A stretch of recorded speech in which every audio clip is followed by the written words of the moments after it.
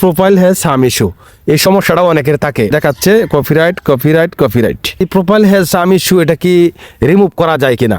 তো আলহামদুলিল্লাহ এই প্রত্যেকটি স্ট্রাইক এখান থেকে উঠে যাবে, আর এখানে গ্রিন চিহ্ন চলে আসবে খুব শীঘ্রই। প্রোফাইল হ্যাজ সাম ইস্যু এটা থাকবে না।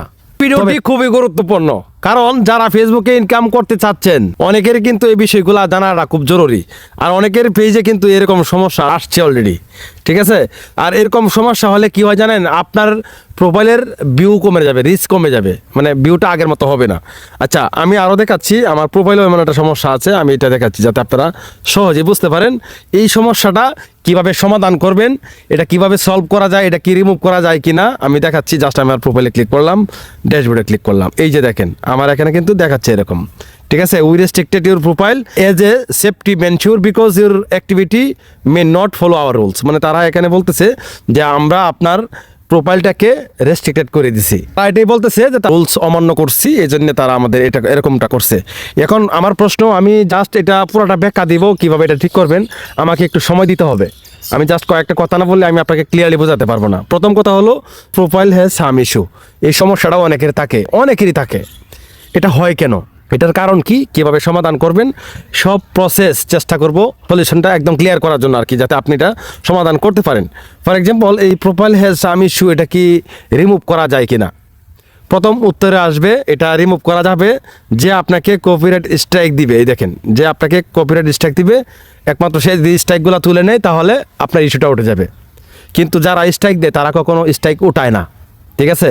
ফর এক্সাম্পল, আপনি কারো সাউন্ড ব্যবহার করছেন, কপিরাইট আছে সাউন্ডে ব্যবহার করছেন, মানে কারো রাইট হোল্ডার অ্যাড করা আছে, অথবা দেখা যাচ্ছে কারো ভিডিও আপনি ফর এক্সাম্পল আপনি আমার ভিডিওটা এখান থেকে নিয়ে আপনি কী করলেন, আপলোড করলেন আপনার প্রোফাইলে, তখন আমি দেখলাম, দেখার পরে আপনাকে স্ট্রাইক দিলাম। আমি যদি স্ট্রাইক না ওটাই, এখান থেকে এই ইস্যুটা যাবে না।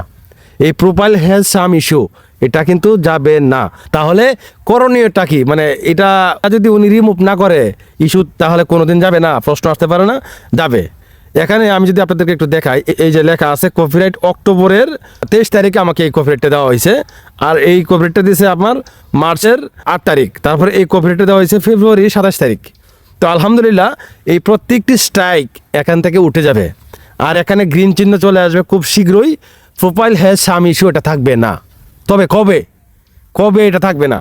এই যে সামনে আজকে, এখন তো বর্তমানে ডিসেম্বরের সম্ভবত শেষ দিন, আগামীকালকে জানুয়ারি প্রথম দিন, ফেব্রুয়ারিতে 27 তারিখে এই ইস্যুটা, এই কপিরাইট স্ট্রাইকটা উঠে যাবে অটোমেটিক।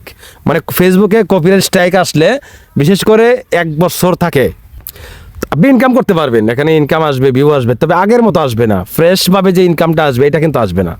এই প্রোফাইলে এই সমস্যাগুলো ভাই শিখে নেন, কাজে লাগবে। তো এটা উঠে যাবে কবে?